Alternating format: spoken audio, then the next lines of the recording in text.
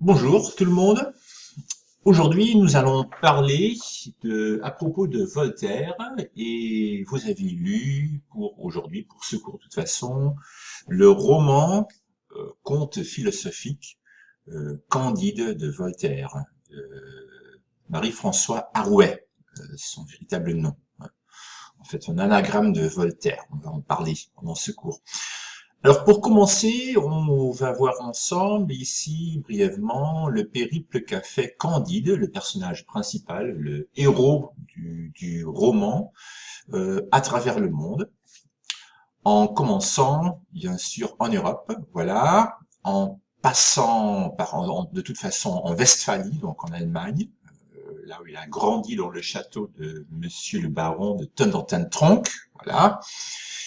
Et après une lutte contre les Avars et avoir passé quelque temps dans l'armée bulgare, il est passé en Hollande, puis au Portugal où il a vécu un tremblement de terre, pour passer ensuite en Espagne pour aller en Amérique latine, en passant par l'Eldorado, on va en parler, ce que ça représente dans l'œuvre dans le Candide de Voltaire, en passant par le Suriname, et puis en revenant en Europe, en France, en passant par la France, Bordeaux, Paris, et un court séjour en Angleterre, pour aller ensuite en Italie, et pour finir en fait en Turquie. Voilà. Ça, c'est le périple de Candide à travers le monde. Voilà. Voilà. Donc, pour cela, là, on va parler à propos d'un diaporama. J'ai réalisé pour vous spécialement donc Candide au programme pour aujourd'hui de Voltaire. Voilà. Donc, on va parler tout d'abord du siècle des Lumières, des quatre grands philosophes, Rousseau, Voltaire, entre autres, d'Alembert. Voilà. La vie littéraire au XVIIIe siècle, il y aura quelques fragments littéraires à lire sur Hubble, à propos de Diderot, un des grands philosophes, lui aussi, et de Montesquieu. Voilà. Voltaire et Candide, on en parlera, on va lire quelques fragments de textes ensemble, là, et on va parler du conte philosophique. Alors, Candide, justement, c'est un conte philosophique. On va en parler de ce que ça représente dans la littérature du XVIIIe siècle, ce que ça représente que le conte philosophique. Voilà. Pour commencer, voilà, lisez ce texte de Voltaire qu'il a rédigé dans son roman Le siècle de Louis XIV. Alors, bien sûr, on sait que Voltaire a surtout vécu la période de Louis XV. Donc, Louis XIV, il a presque pas connu, hein. Donc, le roi était déjà vieux, mais il a écrit un roman à propos du siècle de Louis XIV, qui, bien sûr, était un roi, surtout pendant le XVIIe siècle. Alors, Voltaire a surtout vécu pendant le XVIIIe siècle. Donc, le siècle de Louis XIV, qu'il a écrit longtemps après la mort de Louis XIV, en 1751, alors Louis XIV était mort en 1715 déjà. La langue française est de toutes les langues celle qui exprime avec le plus de facilité, de netteté, de délicatesse tous les objets de la conversation des honnêtes gens, et par là, elle contribue dans toute l'Europe à un des plus agréments de la vie. Alors, il faut savoir que le français, à l'époque du XVIIIe siècle, c'était la langue internationale en Europe. Donc, tous les princes, la noblesse, tous ceux qui avaient une éducation en Europe s'exprimaient en français. En Allemagne, aux Pays-Bas, en Angleterre, partout, partout, partout, même en Russie, en Pologne. Donc, le français, c'était la langue internationale. Alors, le français, on le sait déjà, à partir disons, du XVIe siècle, commence à s'émanciper, à être prête pour écrire de la littérature. Alors justement, Voltaire fait l'éloge de la langue française à travers ce roman, Le siècle Louis XIV. Hein, voilà. Elle contribue dans toute l'Europe à un des plus agréments de la vie, la langue française. René Descartes, lui aussi, 18e siècle, philosophe mathématicien, comprendre le monde à la seule lumière naturelle de la raison. Donc la raison commence à devenir très importante au XVIIIe siècle, de Rede, donc la raison. Comprendre le monde à la seule lumière naturelle de la raison. Donc on commence à prêter attention à la lumière. Donc le XVIIIe siècle, de toute façon, c'est le siècle des Lumières, de Verlichting. Voilà. Donc, un terme employé dès le XVIIIe siècle, qu'est-ce que cela veut dire, les Lumières? Alors, de toute façon, le progrès, c'est important, le progrès. Hein. Donc, la confiance dans le progrès. Geloof in de vooruitgang. La liberté, en fait, constitue presque une invention, l'invention de la liberté. Donc, les philosophes commencent à critiquer, par exemple, l'esclavage, mais aussi le monarque absolutiste, donc la monarchie absolue. Le bon usage de la raison, l'esprit critique, la connaissance qui est au service de l'humanité et par conséquent libère les hommes. Donc l'esprit critique, la connaissance, le développement, le bon usage de la raison vont libérer les hommes et les rendre meilleurs et par conséquent les rendre plus heureux. Donc une nouvelle idée de l'homme, il a pouvoir de se faire lui-même, donc c'est tout à fait une idée de pouvoir se construire lui-même. Hein. Il peut construire un monde éclairé. Hein. Donc l'homme a le pouvoir de s'émanciper, de se rendre meilleur, de se libérer. Hein. Il croit en l'avenir. Et par conséquent, le siècle lumière, c'est un mouvement philosophique qui est destiné à vulgariser, à propager le savoir à tout le monde et qui est né dans les salons littéraires, surtout qui existaient déjà au XVIIe siècle. Vous le savez. Hein. Au XVIIe siècle, les salons littéraires existaient déjà. Alors, ce mouvement philosophique est justement né dans les salons, surtout bien sûr à Paris. Hein. Donc, et ce mouvement philosophique veut propager le savoir à tout le monde. Voilà. Encore d'autres idées. Ce qui est important, ce sont les découvertes scientifiques pour développer l'esprit critique et lutter contre toutes les formes de préjugés. Strijden tegen iedere vorm van vooringenomenheid. S'appuyer sur les découvertes scientifiques, l'esprit critique, pour développer justement cet esprit critique et lutter contre les formes de préjugés. Et par là aussi, un combat contre le dogmatisme religieux, qu'il soit catholique ou protestant, surtout chrétien à l'époque. Hein. Donc le plaisir de l'ironie et de l'irrespect qu'on lit à travers le Candide de Voltaire. On va lire ensemble un exemple de ce dogmatisme religieux d'ici quelques minutes. Donc l'Europe n'est plus le seul monde, n'est plus le centre du monde. Ça, cette idée s'était déjà développée à travers l'humanisme au XVIe siècle, mais encore les récits de voyage vont rendre le monde plus grand. L'Europe ne sera plus le centre du monde. Ouverture à d'autres cultures, le christianisme n'est qu'une religion parmi d'autres religions, bien sûr. Alors, faut savoir que la révolution industrielle en Angleterre commence à sortir de terre déjà au XVIIIe siècle. En France, ce sera plutôt vers le milieu du XIXe siècle. Donc, la France attendra encore à peu près 80 ans avant que la révolution industrielle ne commence en France. Ce sera plutôt au milieu du XIXe siècle en France, mais en Angleterre, on voit déjà se former une nouvelle classe, une classe ouvrière. Un prolétariat, déjà vers le milieu, la fin du XVIIIe siècle. Donc le charbon, le fer, le capitalisme, voilà. Il y a d'autres industries, l'industrie qui commence à se développer. Et bien sûr, la littérature au service d'une meilleure connaissance de l'âme humaine. Donc, la littérature ne sert pas que à plaire, mais aussi à instruire, une meilleure connaissance de l'âme humaine. Voilà.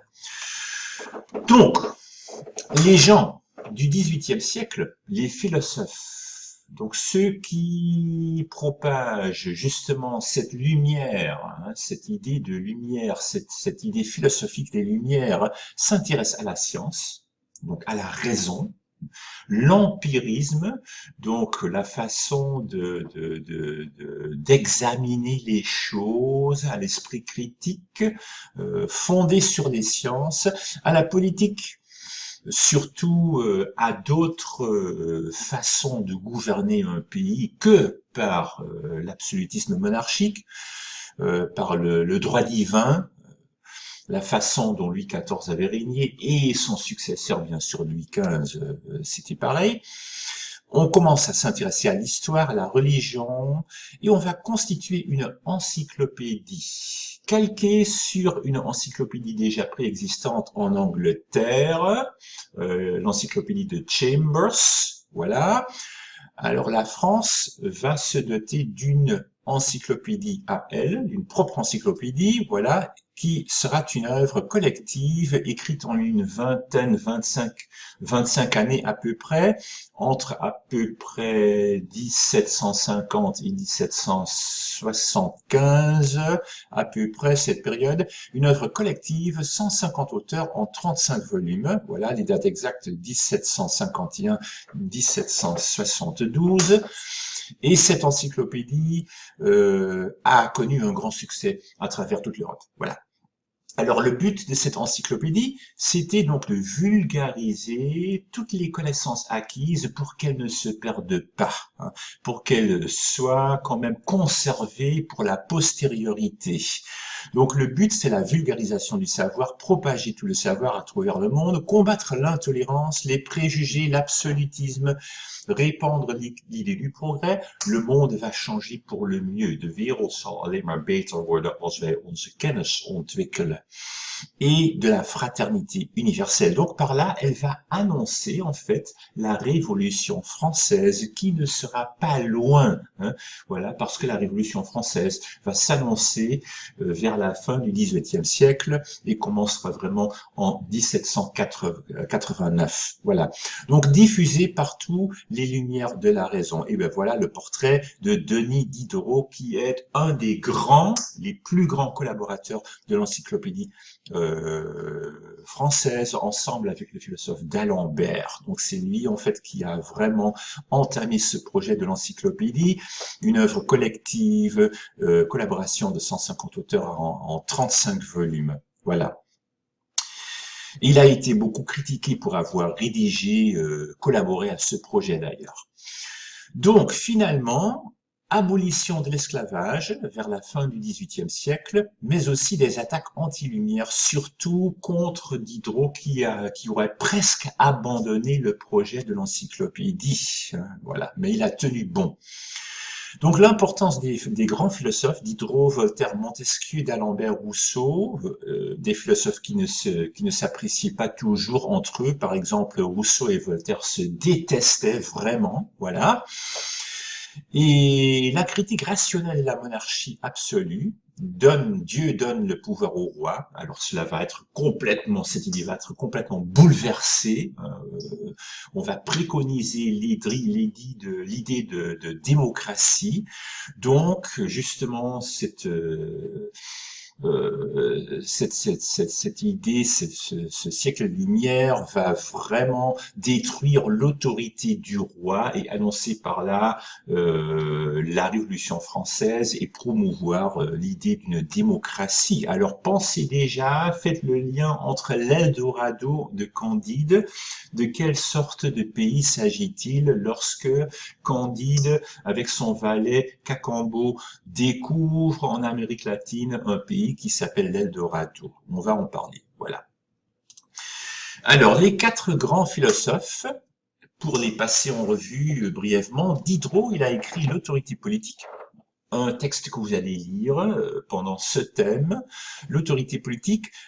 Et dans cette autorité politique, il nous décrit l'autorité paternelle. Donc, quelle sorte d'autorité est-ce qu'il y a et quelle sorte d'autorité selon Diderot, sont légitimes ou non légitimes.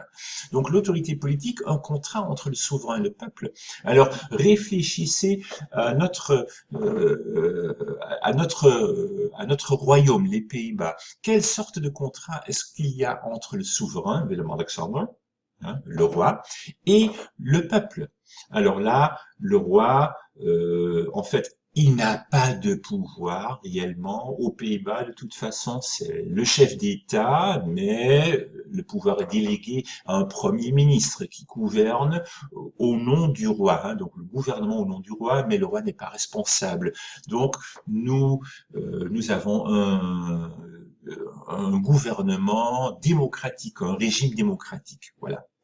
En France, c'est pareil. Le président de la République, le chef d'État, mais il y a un régime démocratique. Alors Diderot, justement, il avait réfléchi à un pays modèle, selon lui, qui était l'Angleterre, où en fait le roi gouvernait déjà depuis 2 siècles, avant le XVIIIe siècle, à base d'une constitution. Une constitution. Donc il y avait déjà en Angleterre, au XVIIIe siècle, un contrat entre le souverain et le peuple. Alors il y avait plusieurs philosophes, dont Voltaire, qui voulait justement ce modèle, ce régime politique qui était plus évolué, pas encore véritablement, mais davantage évolué vers un régime démocratique. Alors Voltaire, lui, disait que les hommes sont naturellement libres et égaux. Alors cela transperce vraiment l'idée d'un tiers-état de la noblesse et du clergé, donc ce système de 3 classes, une société de classes en fait qui existait en France. Hein. Donc les hommes sont naturellement libres et égaux. La défense du modèle anglais dont je viens de parler. Rousseau a écrit du contrat social en 62, un pacte entre le peuple et son gouvernement, donc la démocratie. Et Montesquieu, il a écrit une œuvre qui s'intitule L'esprit des lois, vers le milieu du XVIIIe siècle, qui justement préconise et qui est à la base de notre monarchie parlementaire, exemple pris sur l'Angleterre lui aussi en 89, basé sur la raison. Alors en fait, dans l'esprit des lois, Montesquieu explique le système de la trias politica. Trias politica, c'est-à-dire une division des 3 pouvoirs, le pouvoir exécutif, le pouvoir judiciaire et le pouvoir en fait de faire des lois. Hein. Donc les 3 pouvoirs, uitvoerende macht, juridische macht, wetgevende macht, donc le pouvoir législatif, hein, législatif, exécutif et judiciaire. Donc une distinction entre ces 3 pouvoirs, ça veut dire que une seule personne ou une seule instance ne peut détenir qu'un seul pouvoir. Donc un juge détient le pouvoir judiciaire, mais non le pouvoir exécutif. Donc un ministre ne peut détenir le pouvoir judiciaire, bien qu'il détienne bien sûr le pouvoir exécutif. Donc distinction entre les trois pouvoirs. Voilà, ce qui est à la base de notre système démocratique. Alors, pour passer à la littérature brièvement, la vie littéraire au XVIIIe siècle, surtout n'apprenez pas ces œuvres par cœur. Je vais jamais vous poser la question pendant le test de savoir quelle œuvre a écrit l'abbé Prévost, par exemple, le roman. Hein. Mais dans le théâtre, alors c'est Marivaux qui fait jouer son jeu de l'amour et du hasard vers le début du siècle, les fausses confidences de Beaumarchais, le barbier de Séville, qui va annoncer déjà l'esprit de la Révolution, le mariage de Figaro, vraiment, qui va même être interdite, cette pièce de théâtre, pour être même l'empereur d'Autriche avait peur de cette pièce de théâtre parce que selon lui, le mariage de Figaro incitait le peuple à se révolter contre le pouvoir royal ou impérial. Donc pièce interdite par le roi et l'empereur, le roi en France et l'empereur en Autriche, critique des institutions sociales et de la monarchie. Voilà.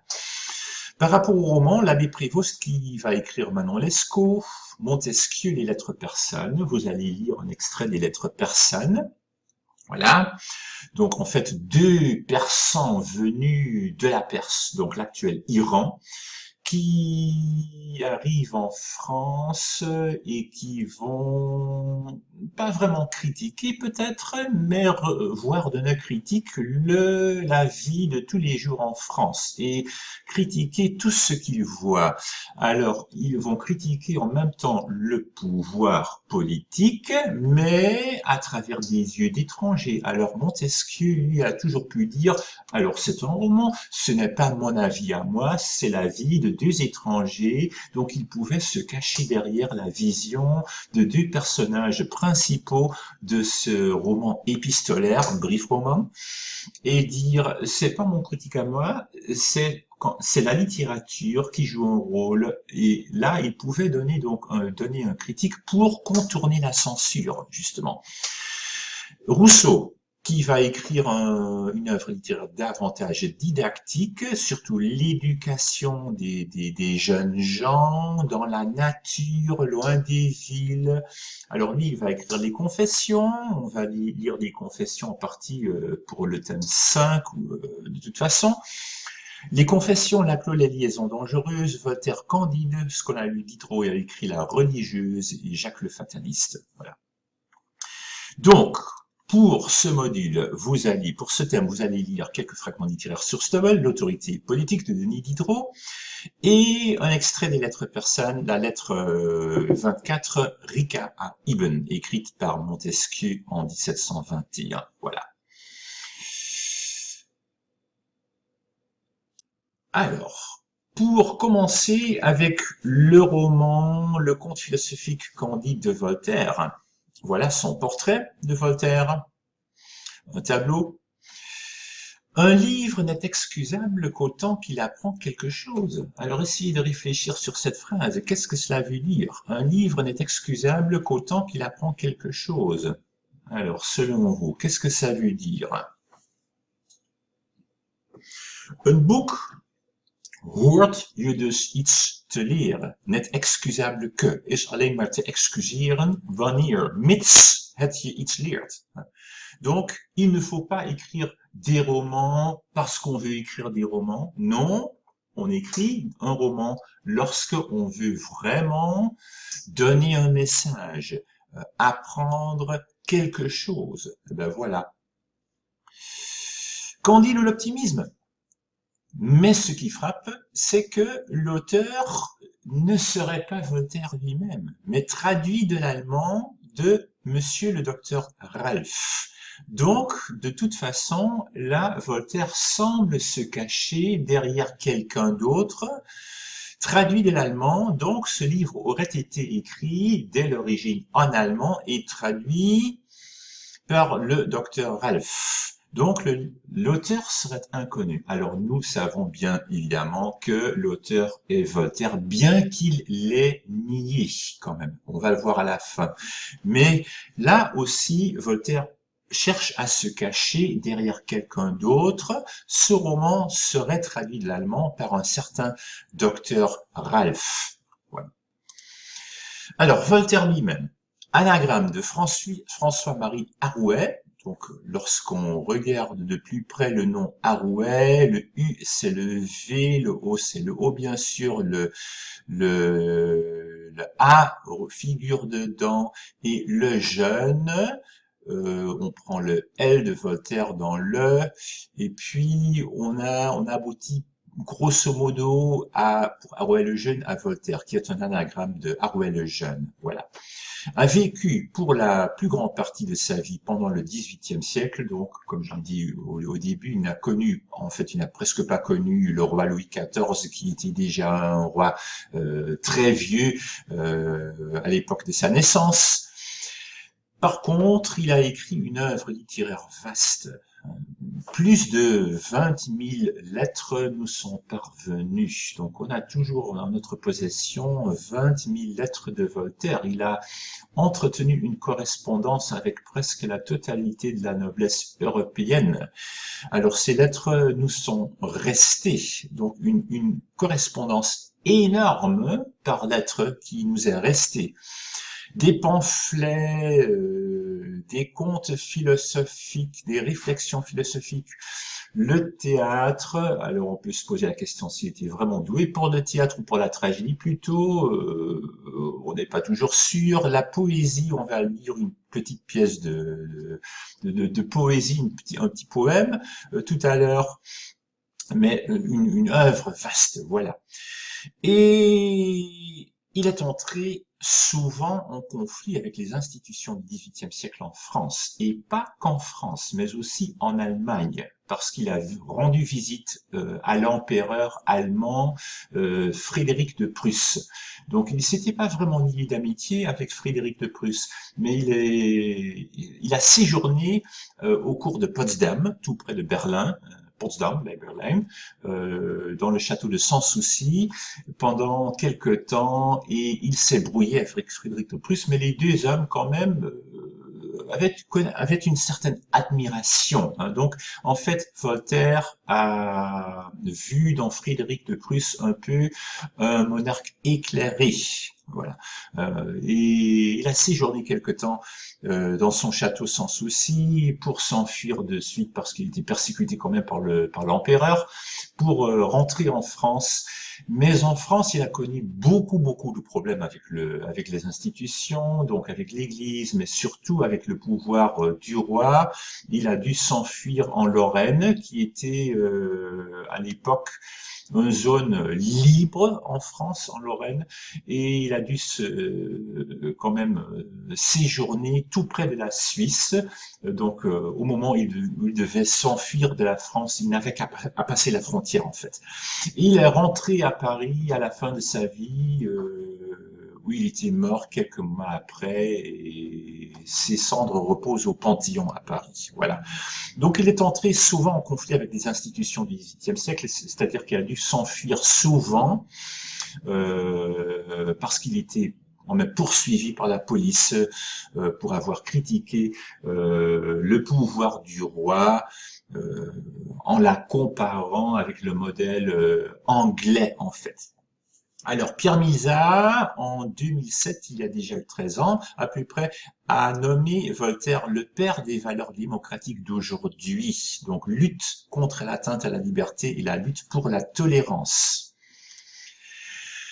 Lisez, essayez de lire ce texte qu'il a écrit en 1765, une lettre à Damy Laville. La mission du philosophe selon Voltaire. Wat is nou de missie van een echte filosoof volgens Voltaire?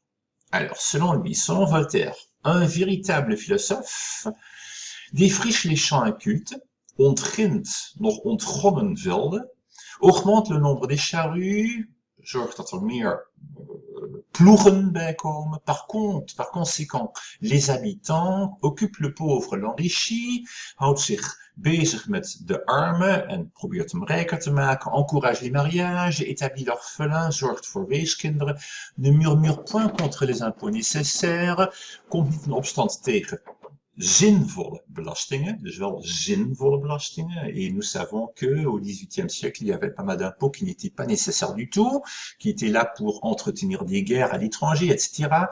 Mais le cultivateur en état de les payer zorgt er zelfs voor dat de boer blij is om die belasting te betalen, avec allégresse, met blijheid, blijdschap. Il n'attend rien des hommes, il leur fait tout le bien dont il est capable. Il a l'hypocrite en horreur, hij heeft hekel aan hypocrisie, il est plein de superstitions. Enfin, il sait être ami. Hij moet zich opstellen als vriend. Ben voilà la mission du philosophe selon Voltaire. Alors, vers la fin du milieu, la fin du XVIIIe siècle, Voltaire va connaître des problèmes personnels et la dégradation de sa santé. Donc, il va entrer dans une période sobre. Vers les années 50 déjà. Alors, ce qui est très important pour comprendre, mais aussi en partie le roman de Candide, c'est que en 1755, il s'est passé quelque chose de terrible en Europe, au Portugal, à Lisbonne, mais surtout à Lisbonne et au Portugal, c'est qu'il y a eu un tremblement de terre énorme à Lisbonne et 30 000 personnes sont mortes dans ce tremblement de terre. Et ben voilà. un des sujets de Candide, parce qu'au début, dans les premiers chapitres, il est déjà question d'un tremblement de terre au Portugal et Candide va assister à ce tremblement de terre. Il va être ensemble avec son maître, le philosophe Pangloss. Pangloss, ça veut dire connaître toutes les langues. Pan, ça veut dire tout. Pandémie, très actuel pour le moment, pandémie. Toutes les épidémies, en fait. Pangloss, ça veut dire toutes les langues. Donc, Pangloss connaîtrait, en fait, aurait accumulé tous les savoirs du monde, ce qui est bien sûr impossible. C'est une posture quand même ironique, et on va en parler encore. Voilà. Donc, il s'est passé de quelque chose de très grave à Lisbonne, 30 000 morts dans un tremblement de terre, dont en fait, dont on parle dans ce roman de Candide au début. Pangloss et Candide ont vécu ce tremblement de terre à Lisbonne. Ils sont persécutés par l'Église catholique et ils vont être pendus. Pangloss survivra à la pendaison, ce qui est bien sûr impossible, mais beaucoup de gens sont exécutés et semblent quand même survivre à leur exécution. Voilà, autre aspect ironique quand même dans ce roman. Mais ils seront persécutés pour être tenus responsables de ce tremblement de terre. Alors, ce tremblement de terre en 1755 avait quand même une très grande influence personnelle sur Voltaire, qui en était triste. Et il écrit dans une lettre en 56, qui date du 17 septembre, il écrit à un ami: « Nos désastres particuliers ne m'empêchent pas de sentir les malheurs publics qui se préparent. Tout est bien, tout est mieux que jamais. Voilà 200 ou 300 000 animaux à deux pieds, c'est-à-dire des hommes, dieren op twee voeten, alors ce sont bien sûr des hommes, qui vont s'égorger pour 5 sous par jour. Le meilleur des mondes possibles est horriblement ridicule. Il faudrait voir tout avec des jeux stoïques. Mais le moyen, quand on souffre et qu'on voit souffrir, maar hoe kun je dat nou doen? Stoïsch daar tegenover staan. Dus doen alsof het je niet raakt. Wanneer je ziet dat mensen lijden en wanneer men lijdt en dat je mensen ziet lijden. Alors, une phrase clé dans ce texte, c'est en fait le meilleur des mondes possibles. Alors justement, le roman finit par cette phrase tout est pour le mieux dans le meilleur des mondes possibles. Alles gaat voor het beste in de beste werelden die maar mogelijk zijn. Alors une phrase clé à travers ce roman, puisque Candide reçoit des leçons de son précepteur, zijn persoonlijke leraar Pangloss, et Pangloss lui enseigne que tout va pour le mieux dans le meilleur des mondes possibles. Alles wat er in de wereld gebeurt, gebeurt voor het beste in de beste der werelden. Voilà la posture d'un philosophe allemand qui s'appelait Leibniz, un philosophe très important à l'époque du XVIIIe siècle. Leibniz, un philosophe d'un grand renommée en Allemagne, qui en fait est à la base de notre empirisme, la façon dont on examine les choses à la lumière. Mais lui, il était d'avis que tout ce qui se passe dans le monde est réglé pour le meilleur, dans le monde des meilleurs, dans le meilleur des mondes possibles. Dat moet ik even toelichten. Leibniz, belangrijk invloedrijk filosoof in de 18e eeuw in Duitsland, was van mening dat alles wat er in de wereld gebeurde, dus ook ongelukken, ziektes, heel actueel op dit moment, werd door God in beweging gebracht en had uiteindelijk het beste met ons voor. Dus ook de grootste onheil dat maar kon gebeuren, vreselijke ongelukken, aardbevingen, noem maar op, ziektes, hadden uiteindelijk een goed doel. En waren door God eigenlijk ook geregisseerd om de wereld beter te maken. Daar begint Voltaire zich tegen af te zetten. Voltaire is een tijd lang onder invloed van die ideeën van Leibniz, maar wanneer deze aardbeving in 1755 in Lissabon daadwerkelijk gebeurt, dan begint hij daar in opstand te komen. Hij begint zich daar vragen bij te stellen en zegt, dat kan toch niet waar zijn, dat als er een God is, Voltaire was niet een heel duidelijk gelovig mens, maar hij was ook niet echt ongelovig. Hij zei, als het zo is dat er een God is, dan kan het toch niet zo zijn dat hij al deze ongelukken, deze wreedheden laat gebeuren. En dat wij dan met stoïcijnse ogen kunnen zeggen, maar alles wat er gebeurt is voor het beste van de wereld. Tout ce qui se passe dans le monde est pour le meilleur, pour le mieux dans le meilleur des mondes possibles. Alors là, on voit à travers le roman Candide qu'il y a une évolution. Donc Pangloss, qui incarne en fait ce Leibniz, ou de toute façon les idées de Leibniz, va enseigner Candide qui est un garçon Candide, dus nog helemaal blank, blanco, Candide wil zeggen wit, blank, maagdelijk eigenlijk. Donc, qui apprend de façon optimiste parce que cette philosophie de Leibniz était une philosophie très optimiste, Candide ou l'optimisme. Et là, on voit à travers l'évolution que va subir Candide à travers le roman, que à la fin du roman, Candide ne dira plus qu'il est un optimiste et que tout ce qui se passe dans le monde est pour le meilleur des mondes possibles. Voilà. Donc, ce tremblement de terre de Lisbonne a exercé une très grande influence, une très forte influence sur la façon de penser de Voltaire, qui va donc prendre ses distances à propos des idées de Leibniz. Voilà. Donc, ça c'est très important pour comprendre le livre en même temps. Alors, il a même écrit, Voltaire, un poème sur le désastre de Lisbonne en 1756. Si je ne me trompe, on va lire ensemble un dodécasyllabe, donc un alexandrin, 12 syllabes. L'homme étranger à soi, de l'homme est ignoré. Que suis-je, où vais-je et d'où suis-je tiré? Atome tourmenté sur cet amas de boue, que la mort engloutit et dont le sort se joue, au sein de l'infini nous élançons notre ère, sans pouvoir un moment nous voir et nous connaître. Donc là, een amas de boue, een hoop modder. Je moet even weten, mensen zijn slechts getormenteerde atomen op een modderhoop. Wanneer er een aardbeving komt, komt het grondwater omhoog en dan wordt zand modder en alles wat erop staat, dat zakt ineen. Que la mort engloutit dont le sort se joue. Donc, il critique déjà cette idée de que Dieu aurait tout préparé pour que tout ce qui se passe soit pour le mieux dans le meilleur des mondes possibles. Voilà. L'homme est ignoré. Als er een God is, waar is hij dan? Alors ça, c'est un débat qui commence à se faire au XVIIIe siècle. Donc la position de Dieu dans tout cela.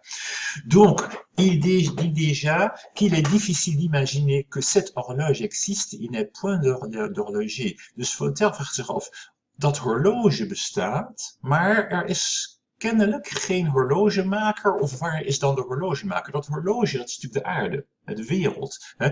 Dus het is moeilijk om te bedenken dat dat horloge bestaat en er geen horlogemaker zou zijn. Maar wat is dan de rol van die horlogemaker? De horlogemaker is natuurlijk God, c'est Dieu. Donc l'existence de ce grand horloger est difficile à concilier avec l'idée de liberté humaine. La réflexion de Voltaire va donc s'orienter vers le fatalisme. Als er een God is, waar is hij dan in deze momenten van ellende? Voilà.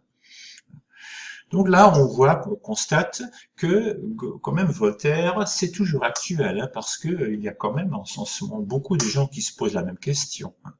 Où est Dieu dans notre souffrance? Donc, selon Voltaire, l'homme obéit à la destinée et ne lui commande pas, heeft geen invloed op zijn eigen lotsbeschikking. Il a écrit, j'avais grande envie que nous fussions libres. Ik zou heel graag willen dat wij vrij waren. J'ai fait tout ce que j'ai pu pour le croire. L'expérience et la raison me convainquent que nous sommes des machines. Wij mensen zijn slechts machines, gemaakt om een tijdje mee te gaan, zoals het God behaagt. En als het God behaagt dat wij stuk gaan, nou, dan gaan wij dood. Op de manier waarop God het wil.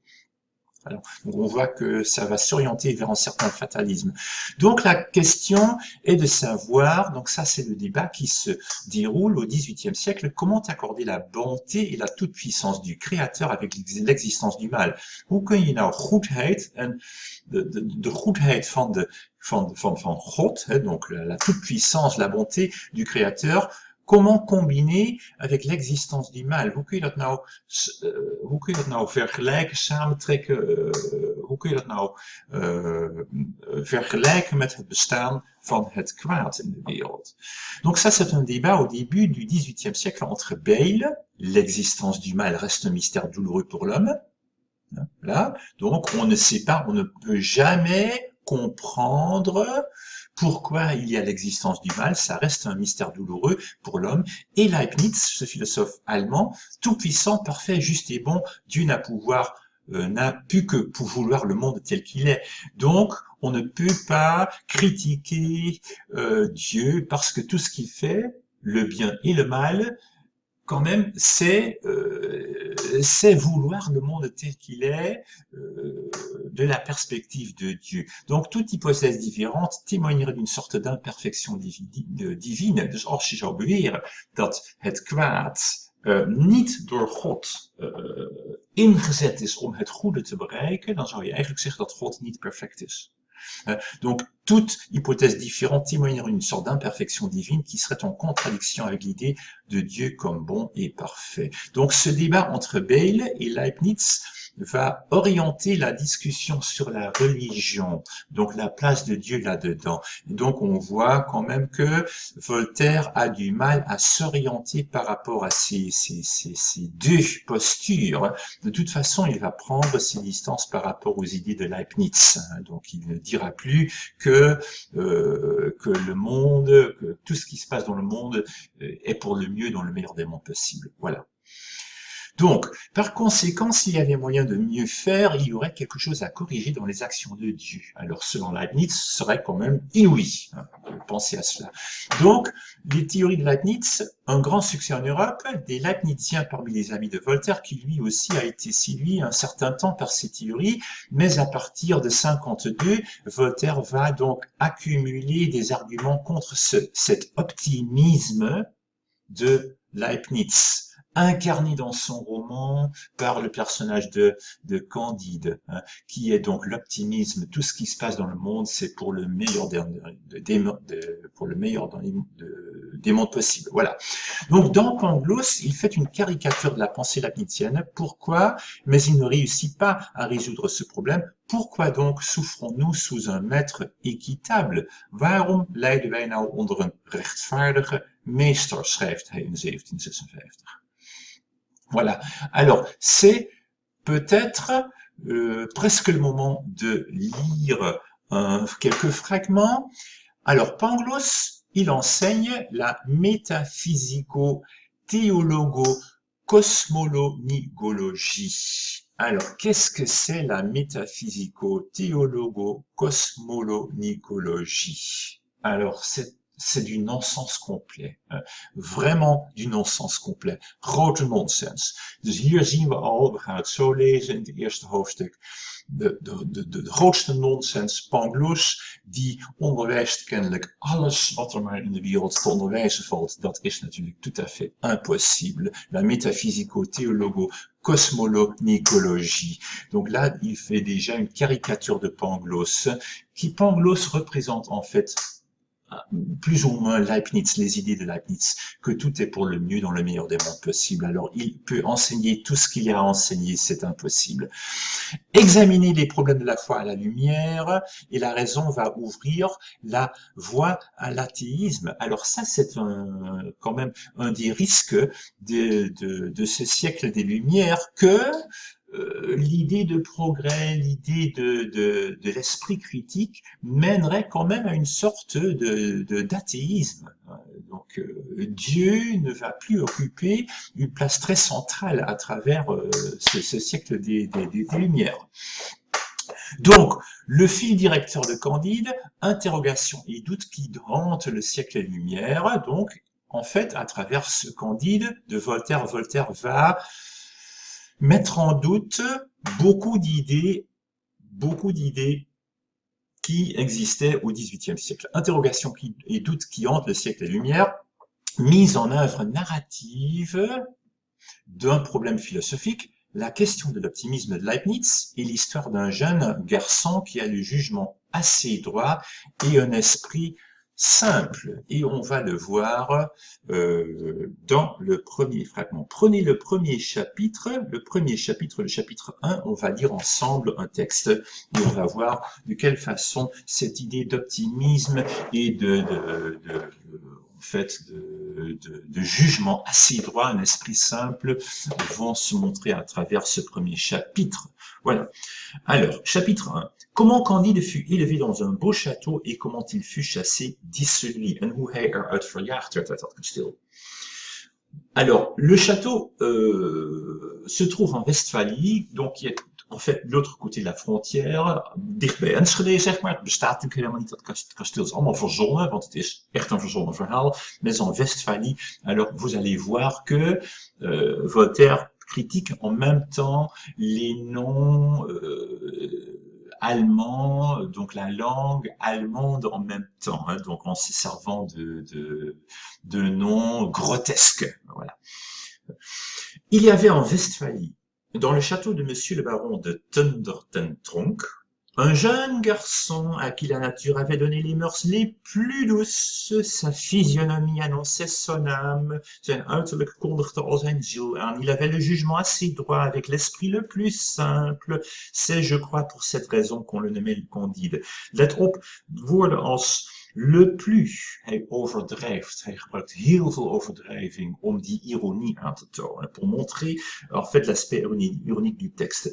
Les anciens domestiques de la maison soupçonnaient qu'il était le fils de la sœur de monsieur le baron et d'un bon et honnête gentilhomme du voisinage, que cette demoiselle ne voulait jamais épouser parce qu'il n'avait pu prouver que 71 quartiers et que le reste de son arbre généalogique avait été perdu par l'injure du temps. Daar komt hij weer, dat un des plus. Monsieur le baron était un des plus puissants seigneurs de la Westphalie, car son château avait une portée des fenêtres. De nonsens in deze zin. Hij was een van de machtigste heren van Westfalië, van Westfalen, want zijn kasteel had een deur en ramen. Ja, ieder kasteel heeft een deur en ramen. Sa grande salle même était ornée d'une tapisserie. Tous les chiens de ses basses-cours composaient une mute dans le besoin. Ses palefreniers étaient ses piqueurs. Le vicaire du village était son grand aumônier. Il appelait tous monseigneur et riait quand il faisait des comptes. Dan wordt mevrouw de barones beschreven en ook zij wordt op een idiote manier beschreven. De ironie druipt er vanaf. Madame la baronne, qui pesait environ 350 livres, dus ze was nogal omvangrijk, s'attirait par là une très grande considération et faisait les honneurs de la maison avec une dignité qui la rendait encore plus respectable.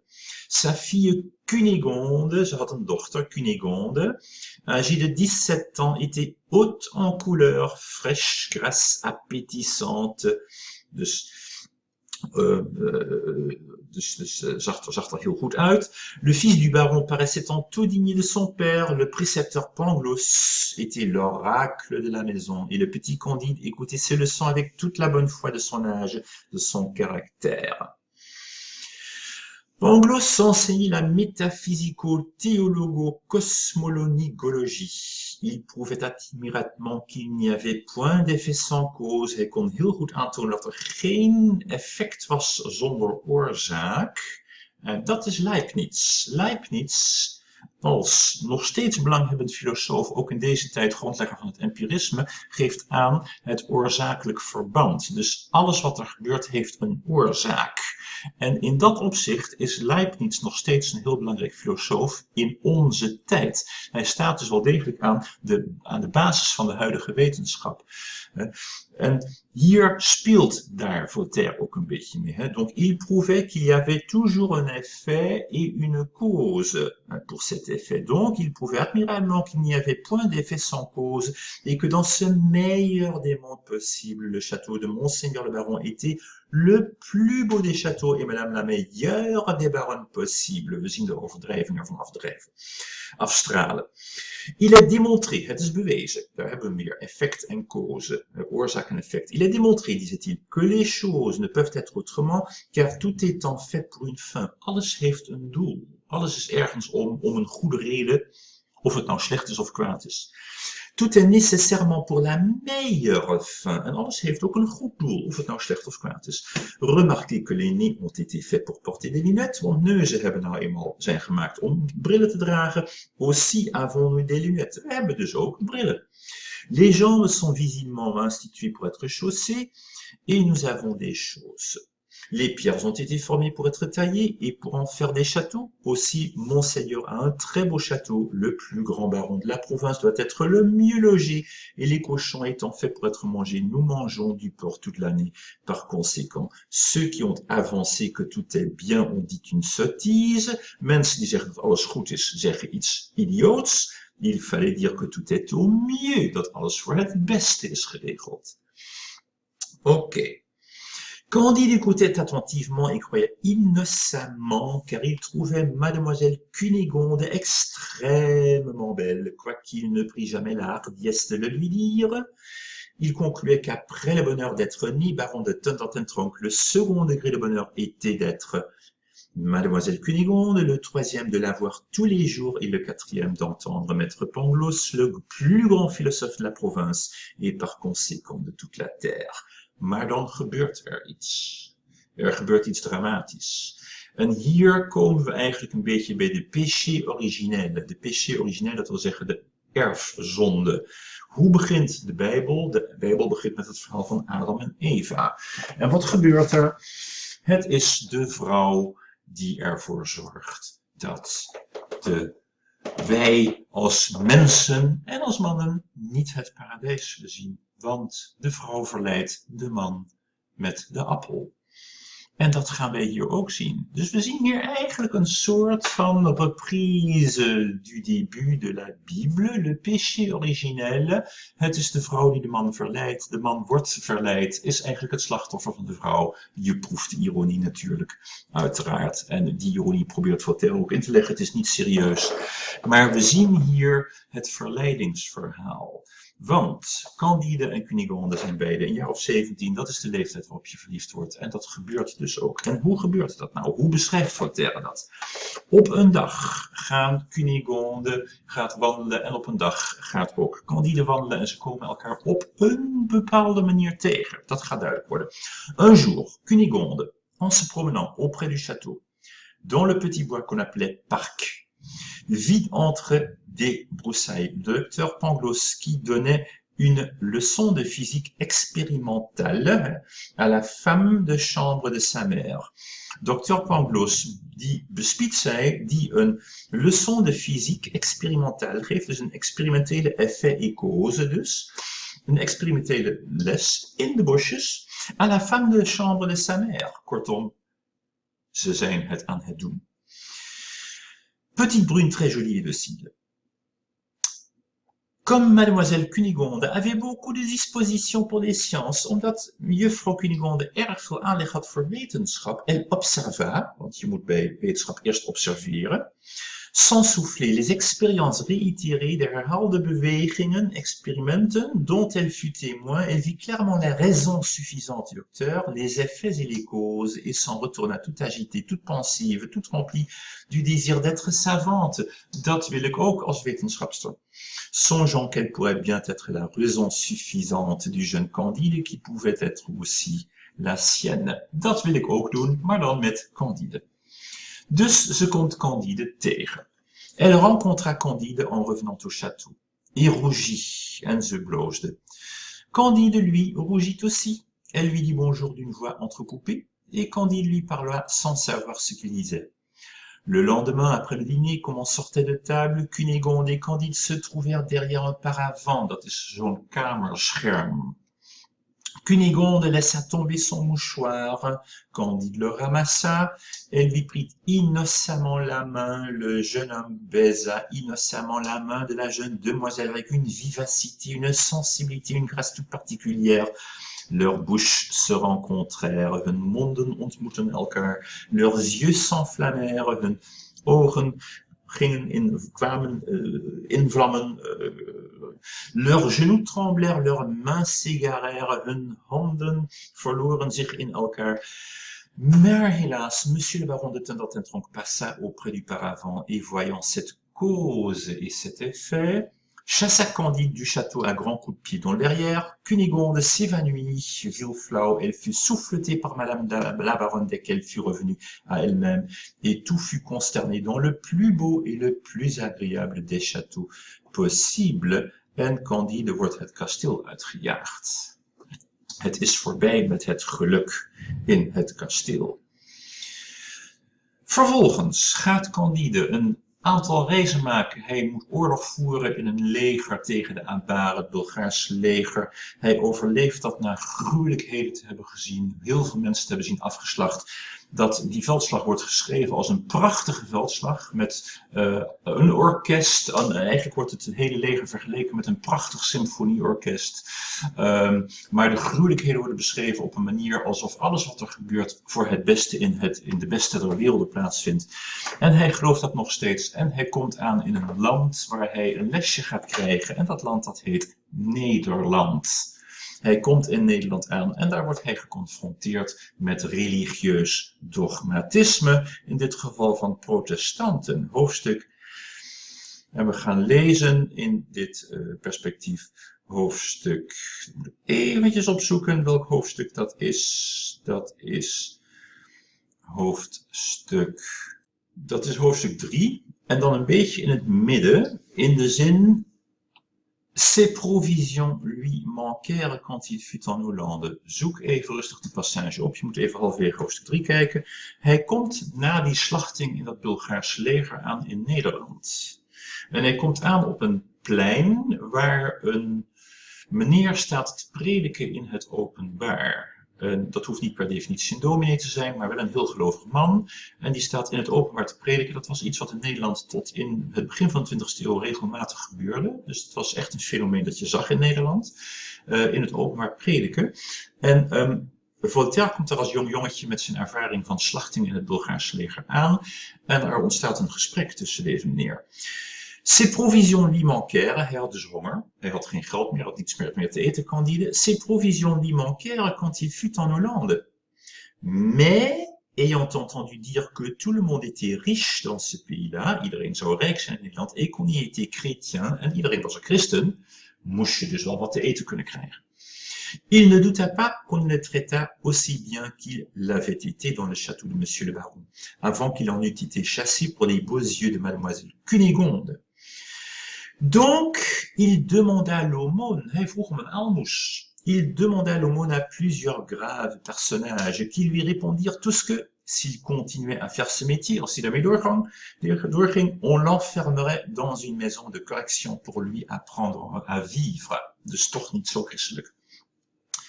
Dan komt hij deze prediker tegen. Il s'adressa ensuite à un homme qui venait de parler tout seul une heure de suite sur la charité dans une grande assemblée. Cet orateur le regardant de travers lui dit: Que venez-vous faire ici? Wat kom je hier eigenlijk doen, jongeman? Y êtes-vous pour la bonne cause? Kom je voor de goede zaak? Nou, het woord cause kende Candide natuurlijk van cause et effet. Dus daar speelt Voltaire mee. Y êtes-vous pour la bonne cause? Waarop Candide zegt: Il n'y a point d'effet sans cause, répondit modestement Candide. Tout est enchaîné nécessairement arrangé pour le mieux. Il a fallu que je fusse chassé auprès de mademoiselle Cunégonde, que j'ai passé par les barrettes, il faut que je demande mon pain jusqu'à ce que je puisse en gagner. Tout cela ne pouvait être autrement, alles kan niet anders zijn, want God heeft dat zo gewild, dus is het goed. Mon ami, lui dit l'orateur, croyez-vous que le pape soit l'antéchrist? En dat is een gevaarlijke vraag. De prediker vraagt aan Candide: denk jij dat de paus de antichrist is? Nou, volgens een protestant is de paus zeker de antichrist. Dus je kunt maar beter ja zeggen. Maar wat zegt Candide? Je ne l'avais pas encore entendu dire, répondit Candide, mais qu'il le soit ou qu'il ne le soit pas, je manque de pain. Waarop de orateur zegt: Tu ne mérites pas d'en manger, dit l'autre. Va coquin, va misérable, ne m'approche de ta vie. En wat gebeurt er dan? De vrouw van de prediker vanuit haar raam pakt een pot waarin de urine zit en keert die uit over het hoofd van Candide. La femme de l'orateur ayant mis la tête à la fenêtre et avisant un homme qui doutait que le pape fût l'antéchrist, lui répondit sur le chef un plein. Ô ciel, à quel excès se porte le zèle de la religion dans les dames. Wat kunnen dames zich toch laten meeslepen door religie. Donc, on voit clairement une critique du dogmatisme religieux auprès de Candide. Alors, après cette expérience, il va faire la rencontre d'un certain anabaptiste nommé Jacques. Un anabaptiste, c'est quelqu'un qui est baptisé à l'âge de la raison, donc à l'âge d'adulte, qui va l'amener dans un bateau vers le Portugal où ils vont connaître le tremblement de terre de Lisbonne. Alors, on va pas lire ensemble cette partie. Par contre, alors, après beaucoup de périples, Candide et Cacambo vont arriver en Amérique latine, où ils vont une nouvelle fois faire la rencontre du frère de Cunégonde, et puis ils vont passer en Eldorado. Et l'Eldorado, justement, c'est le pays, le modèle du pays que Voltaire voulait justement, en fait, il voulait faire, la publicité de ce modèle de régime. Donc l'Eldorado, c'est justement, en fait, le modèle, le régime politique que Voltaire voudrait bien avoir comme modèle pour la France. Donc c'est pas vraiment l'Angleterre, parce qu'il voulait quand même émanciper, changer le modèle politique, reprendre le modèle politique de l'Angleterre. Mais l'Eldorado, c'est vraiment le pays, le paradis en fait, qui n'existe pas bien sûr, mais la société que Voltaire voudrait pour tout le monde, pour les Français, comme pour les Allemands, pour les Néerlandais, pour les Anglais, etc. Donc on va lire le chapitre 18, au milieu, lorsque Candide, il va connaître un moine et puis le roi du royaume de l'Eldorado. Voilà. Alors, la conversation fut longue, c'est la première phrase. Il va rencontrer un vieillard qui habite donc le pays d'Eldorado, chapitre 18, pas vraiment le début, mais un peu plus tard. La conversation fut longue, c'est la première phrase. Dus Candide gaat een gesprek hebben met een oude man die woont in Eldorado en hij gaat hem vragen stellen over hoe dat land er nou uitziet. La conversation fut longue. Elle roula sur la forme du gouvernement, sur les mœurs de zèle, sur les femmes, sur les spectacles publics, sur les arts. Enfin, Candide, qui avait toujours du goût pour la métaphysique, fit demander par Cacambo si dans le pays il y avait une religion. Hebben jullie een religie in dit land? Want daar had Candide nogal last van gehad, van religie, in Nederland onder andere. Le vieillard rougit un peu. Comment donc, dit-il, en pouvez-vous douter? Est-ce que vous nous prenez pour des ingrats? Cacambo demanda humblement quelle était la religion d'Eldorado.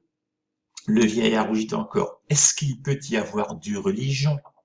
Dit-il. Kun je hier protestant en katholiek zijn, zegt hij eigenlijk. Nous avons, je crois, la religion de tout le monde.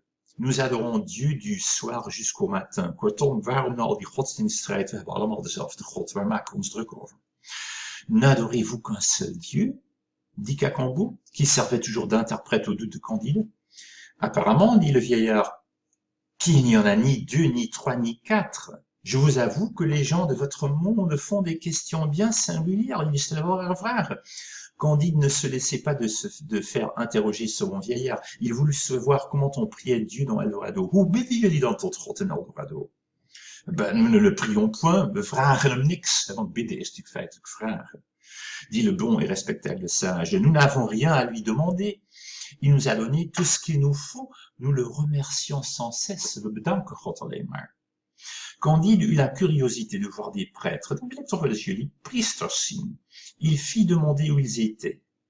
Le bon vieillard sourit. Mes amis, dit-il, nous sommes tous prêtres. Wij zijn allemaal priester. We hebben geen aparte priesters nodig. Le roi et tous les chefs de la famille chantent des cantiques d'action de grâce solennellement tous les matins et 5 ou 6 000 musiciens les accompagnent. Quoi? Vous n'avez point de moines qui enseignent, qui disputent, qui gouvernent, qui cabalent, qui font brûler les gens qui ne sont pas de leur avis? Hebben jullie dan geen monniken, geen geestelijke die onderwijzen, die ruzie maken, die mensen publiekelijk laten verbranden omdat ze het niet met hun eens zijn? Waarop de vieillard zegt, il faudrait que nous fussions fous, dan zouden we wel gek zijn. Nous sommes tous ici du même avis, we zijn het allemaal met elkaar eens. Et nous n'entendons pas ce que vous voulez dire avec vos moines. Candide, à tous ces discours, demeurait en extase et disait en lui-même, ceci est bien différent de la Westphalie et du château de Monsieur le Baron. Si notre ami Pangloss avait vu Eldorado, il n'aurait plus dit que le château de Thundertentronk était tout ce qu'il y avait de mieux sur la terre. Il est certain qu'il faut voyager. Je moet dus reizen om kennis op te doen, zegt hij. Hij begint hier dus al te twijfelen aan het optimisme van Pangloss. Dus hij begint hier al te twijfelen aan de ideeën van Leibniz. Dan slaan we een klein stukje tekst over, een stuk of 20 regels, en dan komen we bij de zin quand ils approchèrent de la salle du trône. Wat gaat hier gebeuren? Candide gaat nu de koning van Eldorado ontmoeten. En hij vraagt zich nu af, hoe moet je de koning begroeten? Even vergelijken, hoe zou je als gewoon mens Lodewijk XIV of Lodewijk XV begroeten? Nou, door letterlijk het stof te happen, dus met je gezicht helemaal op de grond te gaan liggen, helemaal à plat ventre. Dus hij vraagt zich af, hoe moet ik de koning begroeten? Want als ik het niet goed doe, dan word ik waarschijnlijk in de cel gegooid. Want dat was in Frankrijk heel gebruikelijk. Donc, quand ils approchèrent de la salle du trône, Cacambo demanda à un grand officier comment il fallait s'y prendre pour saluer sa majesté. Si on se jetait à genoux ou ventre à terre, si on mettait les mains sur la tête ou sur le derrière, si on léchait la poussière de la salle, moet je het stof van uit de zaal, uit de kamer likken. En un mot, quelle était la cérémonie? Hoe moeten we dat doen? L'usage, dit le grand officier, est d'embrasser le roi et le baiser des deux côtés. Gewoon 2 zoenen op de wang. Candide et Cacambo sautèrent au cou de sa majesté, de se sprongen hem om de hals, qui les reçut avec toute la grâce imaginable et qui les pria poliment à souper. En attendant, on leur fit voir la ville, les édifices publics élevés jusqu'aux nues, les marchés ornés de 1000 colonnes, les fontaines d'eau pure, les fontaines d'eau rose, celles de liqueurs, de cannes de sucre et qui coulaient continuellement dans de grandes places pavées d'une espèce de pierrerie qui répandait une odeur semblable à celle du girofle et la cannelle. Candide demandait à voir la cour de justice. Ik wil graag naar het gerechtsgebouw, le parlement. On lui dit qu'il n'y en avait point, qu'on ne plaidait jamais. Il s'informa s'il y avait des prisons. On lui dit que non, we hebben hier geen gevangenissen. Ce qui le surprit davantage et qui fit le plus de plaisir, ce fut le palais des sciences, dans lequel il vit une galerie de 2000 pas, toute pleine d'instruments de mathématiques et de physique. Je moet weten dat Voltaire 2 keer opgesloten is in de Bastille, al als jonge jongen een keer en een paar jaar later nog eens een keertje gedurende een aantal maanden. Omdat hij in conflict was met de koning. En hij heeft een tijd lang een relatie gehad met een dame die wetenschapster was. En waarmee hij allerlei experimenten op het gebied van wetenschap deed, op het gebied van natuurkunde. En deze dame, daar heeft hij heel erg veel mee samengewerkt een tijd lang. Dus dat verklaart ook een klein beetje waarom deze tekst hier staat. Vervolgens komt Candide aan in Suriname, hoofdstuk 19, chapitre 19. Het laatste stukje dat wij gaan lezen. Hij komt aan in Suriname. En dan komt wederom Nederland niet zo goed uit de verf, want Suriname was een kolonie van Nederland tot 1975 zelfs, tot tamelijk recent. In die tijd was Suriname een kolonie van Nederland. En hij gaat dus Eldorado uit en hij komt in Suriname. En daar gebeurt er iets met Candide. We zagen al dat hij in Eldorado begon te twijfelen aan het idee van het optimisme. Dat gaat hij verliezen, dat optimisme. Niet helemaal het begin, maar een stuk of 20 regels na het begin van hoofdstuk 19, en approchant de la ville. Dat is de eerste zin die ik met jullie ga lezen. En approchant de la ville, ils rencontrèrent un nègre étendu par terre, n'ayant plus que la moitié de son habit, c'est-à-dire d'un caleçon de toile bleue. Il manquait à ce pauvre homme la jambe gauche et la main droite. Hij had dus geen linkerbeen meer en geen rechterhand. Eh bien, mon Dieu, lui dit Candide en hollandais, que fais-tu là, mon ami, dans l'état horrible où je te vois? Wat doe je daar in die afschuwelijke staat waarin ik je aantref, jongen? Waarop de meneer zegt, j'attends mon maître, monsieur Van der Dender. Lees even de Nederlandse naam en de ironie over de Nederlandse naam. Nederlanders heten kennelijk Van der Dender. J'attends mon maître, monsieur Van der Dender, le fameux négociant, de beroemde handelaar, répondit le nègre. Est-ce que monsieur Van der Dender, dit Candide, est-ce monsieur Van der Dender, dit Candide, qui t'a traité ainsi, die je zo heeft behandeld? Oui, monsieur, dit le nègre, c'est l'usage, dat is gebruik. Dat ze ons zo behandelen. On nous donne une caleçon de toile pour tout vêtement 2 fois l'année. 2 keer per jaar krijgen we een schone onderbroek. Quand nous travaillons sucrerie, wanneer we werken in de suikerplantage, et que la meule nous attrape le doigt, en de molen onze vinger afhakt, on nous coupe la main, dan hakken ze ons meteen maar helemaal de hand ervan af. Quand nous voulons nous enfuir, wanneer we willen vluchten, on nous coupe la jambe, dan hakken ze ons been ervan af. Et moi, je me suis trouvé dans les 2 cas. En beide heb ik meegemaakt. C'est à ce prix que vous mangez du sucre en Europe. En dat is nou de prijs die we betalen voor het feit dat jullie in Europa het product suiker hebben. Dat jullie dus suiker in je koffie kunnen doen. Producten die in de 18e eeuw naar Europa kwamen. Donc c'est à ce prix que vous mangez du sucre en Europe. Cependant, lorsque ma mère me vendit 10 écus Patagons sur la côte de Guinée, toen mijn moeder mij verkocht voor 10 écus, zeg maar voor de kust van Senegal, Guinée, dat gebied, elle me disait, mon cher enfant, bénis nos fétiches, adore-les toujours, ils te feront vivre heureux. Je wordt gelukkig, want je hebt het geluk om de slaaf te zijn van onze heren, de witte mannen. Tu as l'honneur d'être esclave du Seigneur les Blancs, et tu fais par là la fortune de ton père et ta mère. En daarmee maak je je vader en je moeder gelukkig.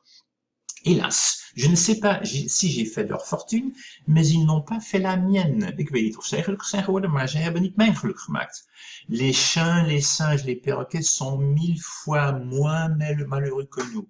Les fétiches hollandais qui m'ont converti me disent tous les dimanches que nous sommes tous enfants d'Adam, blanc et noir. En de dominees die zeggen iedere zondag dat wij allemaal kinderen zijn van Adam en Eva, namelijk wit en donker. Je ne suis pas généalogiste, ik ben geen genealogist, hè, dus ik ben niet expert op het terrein van genealogie, maar als die predikers het bij het rechte eind hebben, si ces prêcheurs disent vrai, nous sommes tous cousins issus de Germains, dan zijn wij allemaal van Germaanse afkomst, ook wij uit Afrika. Or, vous m'avouerez qu'on ne peut pas en user avec ses parents d'une manière plus horrible. En dan gebeurt er iets bij Candide, hij verliest zijn optimisme. Ô Pangloss, s'écria Candide, tu n'avais pas deviné cette abomination. C'en est fait, nu is het ermee gedaan. Il faudra qu'à la fin je renonce à ton optimisme. Qu'est-ce optimisme, disait Cacambo. Hélas, dit Candide, optimisme, c'est la rage de soutenir que tout est bien quand on est mal, dat alles goed is wanneer het slecht met je gaat. Et il versait des larmes en regardant son nègre, et en pleurant, il entra dans Suriname. Voilà. Bon, alors, Candide va continuer son périple, il va retourner en Europe, il va passer par la France et l'Angleterre pour aller en Italie et en Turquie où il va à la fin rencontrer pour une dernière fois Cunégonde qui n'est plus jeune et belle, mais qui est devenue vieille et laide. Mais il va, après tous ces périples, cultiver son jardin, zich bezighouden met waar hij zich mee bezig moet houden, het hier en nu. En hoe kun je je nou bezighouden met het hier en nu? Door goed te zijn voor je omgeving. We komen even terug bij de tekst aan het begin van deze les, namelijk la mission du véritable philosophe qui s'occupe de l'orphelinat, qui s'occupe aussi des champs incultes, occupe le nombre des charrues, etc. Donc vers la fin de sa vie, Candide, en Turquie, va s'occuper d'une petite métairie, c'est une terre qu'il va quand même essayer de mettre en valeur. En dat is ook wat Voltaire aan het eind van zijn leven heeft gedaan. Hij is gaan wonen in Zwitserland, in Ferney, en daar is hij de lokale bevolking gaan ondersteunen, de boeren geld gaan geven, ervoor gaan zorgen dat de lokale gemeenschap daar beter, rijker werd. hij heeft zich gaan bezighouden met hier en nu. Na al deze avonturen, dat heeft hij gedaan.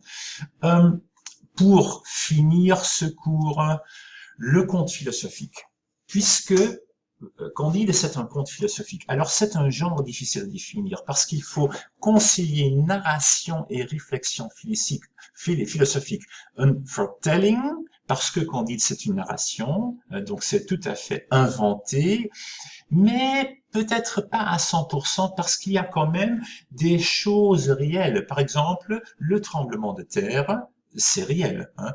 Donc, narration, réflexion philosophique, réalisme et fantaisie. On voit les deux côtés, le réalisme et le côté fantaisie, ce qui permet de toucher un public beaucoup plus vaste. Et c'était quand même un but, toucher un public plus vaste, parce qu'il n'écrivait pas ce roman pour rien, cette conte philosophique. Donc, conciliation, narration, réflexion philosophique, combinaison, réalisme, fantaisie. Donc, le lieu éloigné, il y avait en Westphalie, nous rapproche un peu du conte pour enfants, een sprookje, was eens. Hein? Dus daar begint het verhaal mee. Was eens in Westphalen. La formule d'ouverture traditionnelle, il y avait en Westphalie un château, baron, non peu vraisemblable, Pangloss, toute langue, Thunder ten Trop, qui est une moquerie comme Van der Dender, hein? Don Fernando d'Ibarra, I Figuera, I Mascarenes, I Lampourdes, I Souza, bien sûr, c'est de l'ironie. Van der Dender, mais quand même réalisme, parce que Van der Dender s'était calqué sur Van Duren, et Van Duren c'était le libraire hollandais avec qui Voltaire s'était disputé. Probablement parce qu'il voulait plus d'argent de Van der Dender, de Voltaire. Donc le libraire hollandais, Van Duren, avec qui Voltaire s'est disputé, donc il a repris le nom et il a quand même remanié vers Van der Dender. Multiplication de voyages, de morts, de retrouvailles jusqu'à l'invraisemblable. Heel veel mensen sterven in het boek, maar worden weer tot leven gewekt. Tot het onmogelijke. Réalisme, effet de réels îles et pays traverser l'actualité historique du XVIIIe siècle quand même. Donc, les lectures du XVIIIe siècle, un très grand succès depuis la parution de Candide, malgré une diffusion clandestine, parce que le roman a été condamné et saisi à Paris et à Genève. Traduit, imité, 16 éditions déjà au milieu du XVIIIe siècle, plus de 40 éditions en 1778. Alors, la censure. Wat zegt nou de censuur over dit boek? De censuur zegt, le but secret de l'auteur est de présenter l'univers sous la forme la plus hideuse, de meest lelijke wijze, d'où il résulte la conséquence, ou que l'auteur de l'univers ne se pointe de ce qui se passe, of dat de auteur van de wereld, dus God, zich niet bemoeit wat er gebeurt in de wereld, ou qu'il ne savait pas ce qu'il faisait, of dat God niet wist wat hij aan het doen was.